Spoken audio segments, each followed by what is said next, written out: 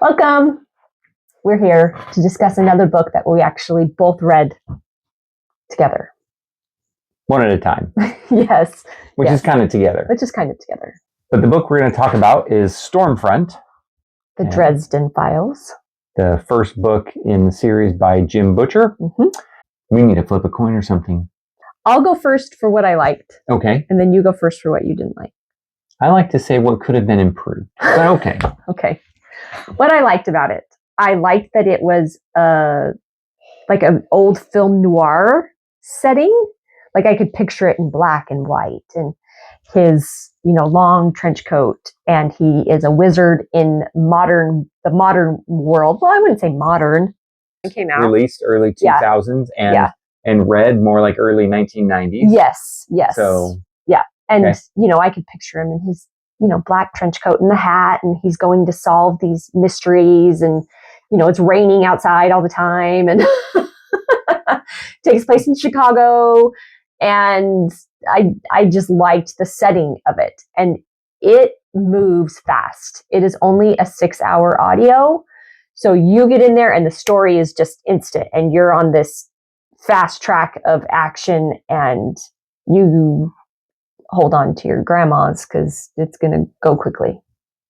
That's what I liked about it. That was a Mario Party reference. If you've never been asked to hold on to your grandmas, you haven't played Mario Party a la 2010 or something. I don't know when that came out, but okay. Date us a little more. Yeah, it does. Yeah. Excellent. Yeah, that's what I liked about it. It was action from start to finish. Yeah. And I also enjoyed the action-oriented nature of it. I would say I also really liked that he took a bunch of the classic sort of fantasy characters or themes from, vampires, werewolves, goblins, kind of old school magic themes. I think you'd label it the arcane, and wrap them into sort of a magic world, magic system. And he plays in a lot of different areas with that. Briefly explaining how the magic works. But it's not. But he doesn't go into depth on it. No. He does more in later books. Right. To some level. But, he makes potions. He has a skull that talks. Yeah, he talks to different types of spirits. And anyway, does spells and can, do immediate things, right? The potions are kind of like saving up something for later. Yes, he has access to immediate actions he can take. So all of that wrapped together in a story, in a magic system that I thought was really, really good. I can see why this is popular in the fantasy community. Yes. So, and the mystery element of it, a crime is committed, and you have the mystery element of it, and who did it. You have the whole whodunit, and so you're trying to figure that out, and it was fun. Okay, that will be a shared 1.5. We both like the plot. Yes. It had a good plot because of that. Yeah. I like a good mystery. Yeah. It was good.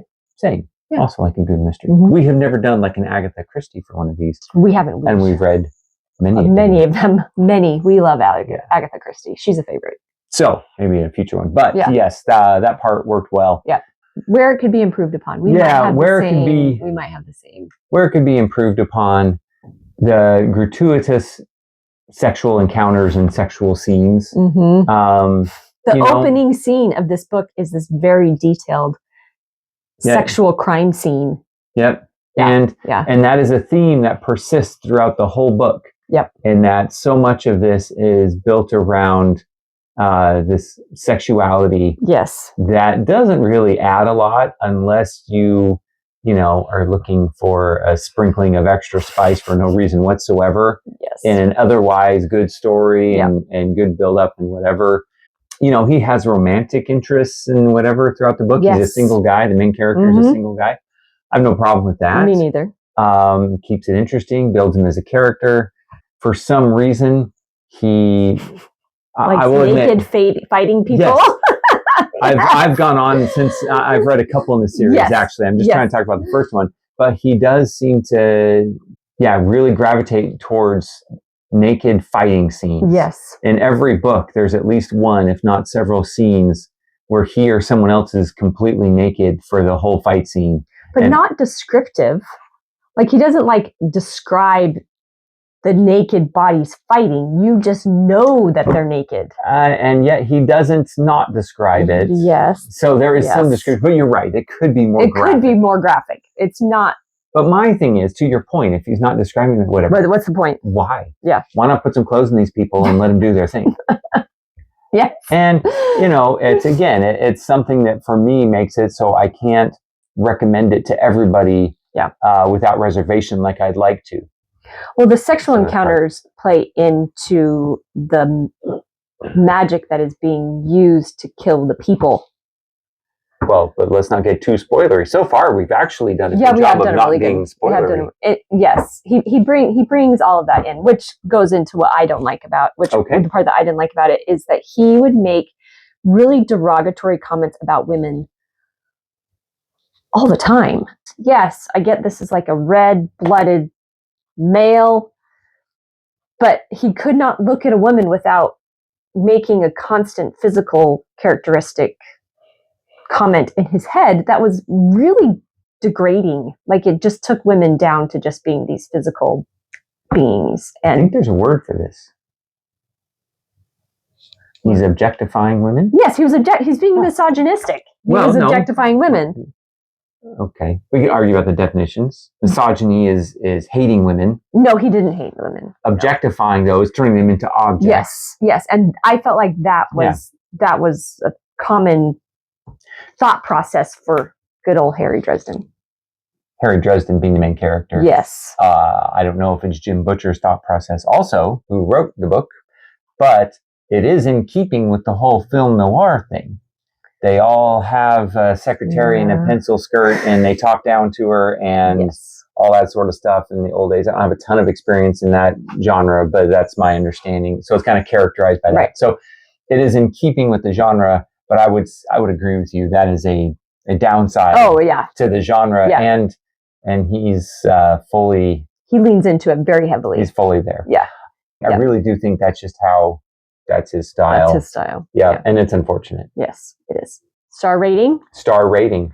So I gave it 3 stars because the sexuality issues and the objectifying of women just were very distracting. And while I would read it myself, and I have continued on with the series because I enjoy Harry and I enjoy the mystery part of it, I would not suggest it. Like I wouldn't go to my daughter or my sons and say, here, read this. So it's a 3-star for me.